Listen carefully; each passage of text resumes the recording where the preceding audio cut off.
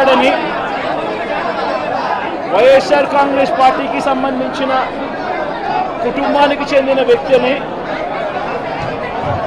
అతి దారుణంగా కావాలని అదే పనిగా వేంపల్లెకు అదే పనిగా ఒక వెహికల్లో వచ్చి దారిలో పోతా ఉన్న పిల్లోడిని బైక్ ఆపి నిర్దాక్షిణ్యంగా కొట్టి హాస్పిటల్ పాలు చేస్తూ ఉంటే ఏం సాధిస్తూ ఉన్నారు? ఇంతవరకు పులివెందుల్లో ఎప్పుడు ఇలాంటి సాంప్రదాయం లేదు. ఎన్నో ఎన్నికల్లో చేశారు, ఎప్పుడు పులివెందుల్లో ఇలాంటి సాంప్రదాయం లేదు. ఎన్నికలు అయిపోయిన తర్వాత ఓటు వేయని వారిని కొట్టే కార్యక్రమం ఎప్పుడు జరగల. రాష్ట్ర వ్యాప్తంగా కూడా ఒక భయాందోళన వాతావరణం క్రియేట్ చేయడం కోసం అని రాష్ట్ర వ్యాప్తంగా ఇదే చేయిస్తూ ఉన్నారు దగ్గరుండి. ఏం సాధిస్తారు దీనివల్ల? మీరు వేసే ఈ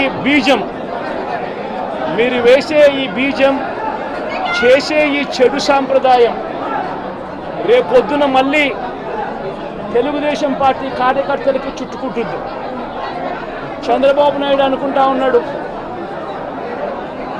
తానేదో ఈ మాదిరిగా చేసి భయాందోళన క్రియేట్ చేసి వైఎస్ఆర్ కాంగ్రెస్ పార్టీకి ఓటు వేసిన వాళ్ళని కొట్టడం వల్ల ఒక తెలియని ఆనందం తనలో ఏదో పొందాలని చెప్పి అనుకుంటా ఉన్నాడు. రాష్ట్ర వ్యాప్తంగా ఒక భయాన్ని క్రియేట్ చేయాలని ప్రయత్నం చేస్తూ ఉన్నాడు. కానీ నేను చంద్రబాబు నాయుడు గారికి మరొక్కసారి కూడా చెప్తా ఉన్నా, ఒక చెడు సాంప్రదాయానికి నాంది పలుకుతూ ఉన్నారు. దయచేసి ఆపండి. ఆపకపోతే మాత్రం ఎల్లకాలం మీరే అధికారంలో ఉండరు. అధికారం మారిన రోజున ప్రజలు చంద్రబాబు నాయుడు గారు చేస్తూ ఉన్న ఈ అన్యాయాలను చూసి శిశుపాలని పాపాలు పండినట్టుగా ఆ పాపాలు చాలా వేగంగా పండుతూ ఉన్నాయి. అధికారం మారిన రోజున తాను చేస్తూ ఉన్న ఈ చెడు సాంప్రదాయం తనకే చుట్టుకుంటుంది. ఈరోజు దెబ్బలు తగిలినా దెబ్బలు తిన్నా ప్రతి ఒక్కరూ కూడా రేపొద్దున ఇదే మళ్ళీ అటువైపున చేసేదానికి మీరంతటి మీరే బీజం వేస్తూ ఉన్నారు. ఇది సరైన పద్ధతి కాదు. నాయకులుగా ఉన్న మనలాంటి వాళ్ళం ఇలాంటివి ప్రోత్సహించాల్సిన పని ఎప్పుడు రాకూడదు, జరగకూడదు. దయచేసి చంద్రబాబు నాయుడు గారికి ఇప్పటికైనా చెప్తా ఉన్నా, చంద్రబాబు నాయుడు గారిని హెచ్చరిస్తూ ఉన్నాను, మరొక్కసారి మళ్ళీ హెచ్చరిస్తూ ఉన్నాను. ఇది కరెక్ట్ సాంప్రదాయం కాదు, దయచేసి దీన్ని ఆపమని చెప్పి.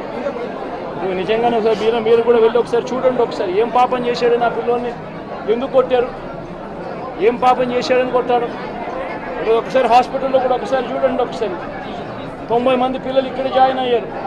మధ్యాహ్న భోజనం పథకం సరిగ్గా జరగడం లేదు.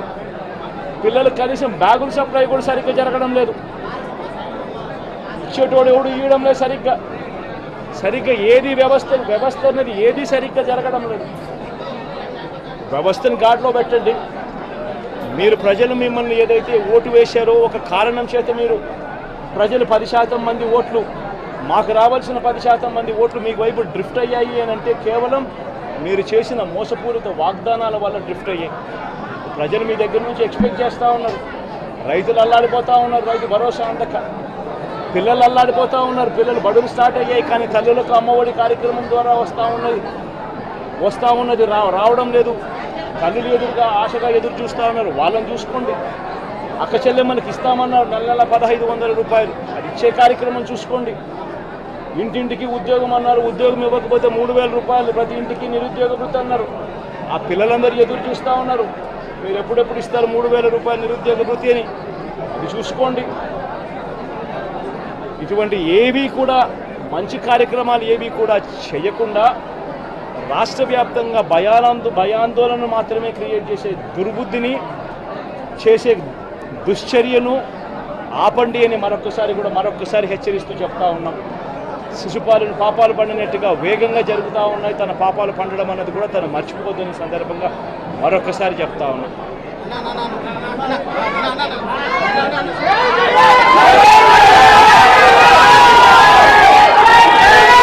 చేశాడని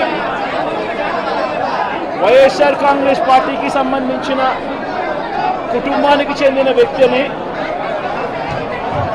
అతి దారుణంగా కావాలని అదే పనిగా వేంపల్లెకు అదే పనిగా ఒక వెహికల్లో వచ్చి దారిలో పోతా ఉన్న పిల్లోడిని బైక్ ఆపి నిర్దాక్షిణ్యంగా కొట్టి హాస్పిటల్ పాలు చేస్తూ ఉంటే ఏమి సాధిస్తూ ఉన్నారు? ఇంతవరకు పులివెందుల్లో ఎప్పుడు ఇలాంటి సాంప్రదాయం లేదు. ఎన్నో ఎన్నికల్లో చేశాం, ఎప్పుడు పులివెందుల్లో ఇలాంటి సాంప్రదాయం లేదు. ఎన్నికలు అయిపోయిన తర్వాత ఓటు వేయని వారిని కొట్టే కార్యక్రమం ఎప్పుడు జరగల. రాష్ట్ర వ్యాప్తంగా కూడా ఒక భయాందోళన వాతావరణం క్రియేట్ చేయడం కోసం అని రాష్ట్ర వ్యాప్తంగా ఇదే చేయిస్తూ ఉన్నారు దగ్గరుండి. ఏం సాధిస్తారు దీనివల్ల? మీరు వేసే ఈ బీజం చేసే ఈ చెడు సాంప్రదాయం రేపొద్దున మళ్ళీ తెలుగుదేశం పార్టీ కార్యకర్తలకి చుట్టుకుంటుంది. చంద్రబాబు నాయుడు అనుకుంటా ఉన్నాడు తానేదో ఈ మాదిరిగా చేసి భయాందోళన క్రియేట్ చేసి వైఎస్ఆర్ కాంగ్రెస్ పార్టీకి ఓటు వేసిన వాళ్ళని కొట్టడం వల్ల ఒక తెలియని ఆనందం తనలో ఏదో పొందాలని చెప్పి అనుకుంటా ఉన్నాడు.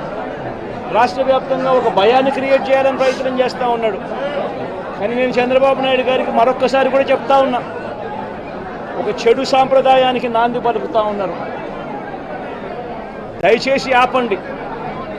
ఆపకపోతే మాత్రం ఎల్లకాలం మీరే అధికారంలో ఉండరు. అధికారం మారిన రోజున ప్రజలు చంద్రబాబు నాయుడు గారు చేస్తూ ఉన్న ఈ అన్యాయాలను చూసి శిశుపాలని పాపాలు పండినట్టుగా ఆ పాపాలు చాలా వేగంగా పండుతూ ఉన్నాయి. అధికారం మారిన రోజున తాను చేస్తూ ఉన్న ఈ చెడు సాంప్రదాయం తనకే చుట్టుకుంటుంది. ఈరోజు దెబ్బలు తగిలినా దెబ్బలు తిన్నా ప్రతి ఒక్కరూ కూడా రేపొద్దున ఇదే మళ్ళీ అటువైపున చేసేదానికి మీరంతటి మీరే బీజం వేస్తూ ఉన్నారు. ఇది సరైన పద్ధతి కాదు. నాయకులుగా ఉన్న మనలాంటి వాళ్ళం ఇలాంటివి ప్రోత్సహించాల్సిన పని ఎప్పుడు రాకూడదు, జరగకూడదు. దయచేసి చంద్రబాబు నాయుడు గారికి ఇప్పటికైనా చెప్తా ఉన్నా, చంద్రబాబు నాయుడు గారిని హెచ్చరిస్తూ ఉన్నాను, మరొక్కసారి మళ్ళీ హెచ్చరిస్తూ ఉన్నాను. ఇది కరెక్ట్ సాంప్రదాయం కాదు, దయచేసి దీన్ని ఆపమని చెప్పి. నిజంగానే ఒకసారి మీరు కూడా వెళ్ళి ఒకసారి చూడండి. ఒకసారి ఏం పాపం చేశాడు నా పిల్లల్ని, ఎందుకు కొట్టారు, ఏం పాపం చేశాడని కొట్టారు. ఒకసారి హాస్పిటల్లో కూడా ఒకసారి చూడండి. ఒకసారి 90 మంది పిల్లలు ఇక్కడ జాయిన్ అయ్యారు. మధ్యాహ్న భోజనం పథకం సరిగ్గా జరగడం లేదు. పిల్లలకు కనీసం బ్యాగుల సప్లై కూడా సరిగ్గా జరగడం లేదు. ఇచ్చేటోడు ఎవడు ఇవ్వడం లేదు సరిగ్గా ఏది వ్యవస్థ అనేది ఏది సరిగ్గా జరగడం లేదు. వ్యవస్థను గాడిలో పెట్టండి. మీరు ప్రజలు మిమ్మల్ని ఏదైతే ఓటు వేశారో ఒక కారణం చేత మీరు ప్రజలు 10% మంది ఓట్లు, మాకు రావాల్సిన 10% మంది ఓట్లు మీకు వైపు డ్రిఫ్ట్ అయ్యాయి అని అంటే కేవలం మీరు చేసిన మోసపూరిత వాగ్దానాల వల్ల డ్రిఫ్ట్ అయ్యాయి. ప్రజలు మీ దగ్గర నుంచి ఎక్స్పెక్ట్ చేస్తూ ఉన్నారు. రైతులు అల్లాడిపోతూ ఉన్నారు, రైతు భరోసా అందక. పిల్లలు అల్లాడిపోతూ ఉన్నారు, పిల్లలు బడులు స్టార్ట్ అయ్యాయి, కానీ తల్లులకు అమ్మఒడి కార్యక్రమం ద్వారా వస్తూ ఉన్నది రావడం లేదు. తల్లులు ఎదురుగా ఆశగా ఎదురు చూస్తూ ఉన్నారు. వాళ్ళని చూసుకోండి. అక్క చెల్లెమ్మలకి ఇస్తామన్నారు నెల 1500 రూపాయలు, అది ఇచ్చే కార్యక్రమం చూసుకోండి. ఇంటింటికి ఉద్యోగం అన్నారు, ఉద్యోగం ఇవ్వకపోతే 3000 రూపాయలు ప్రతి ఇంటికి నిరుద్యోగ వృత్తి అన్నారు. ఆ పిల్లలందరూ ఎదురు చూస్తూ ఉన్నారు, మీరు ఎప్పుడెప్పుడు ఇస్తారు 3000 రూపాయలు నిరుద్యోగ వృత్తి అని. అది చూసుకోండి. ఇటువంటి ఏవి కూడా మంచి కార్యక్రమాలు ఏవి కూడా చేయకుండా రాష్ట్ర వ్యాప్తంగా భయాందోళన మాత్రమే క్రియేట్ చేసే దుర్బుద్ధిని చేసే దుశ్చర్యను ఆపండి అని మరొక్కసారి హెచ్చరిస్తూ చెప్తా ఉన్నాం. శిశుపాలను పాపాలు పండినట్టుగా వేగంగా జరుగుతూ ఉన్నాయి. తన పాపాలు పండడం అన్నది కూడా తను మర్చిపోదని సందర్భంగా మరొక్కసారి చెప్తా ఉన్నాం.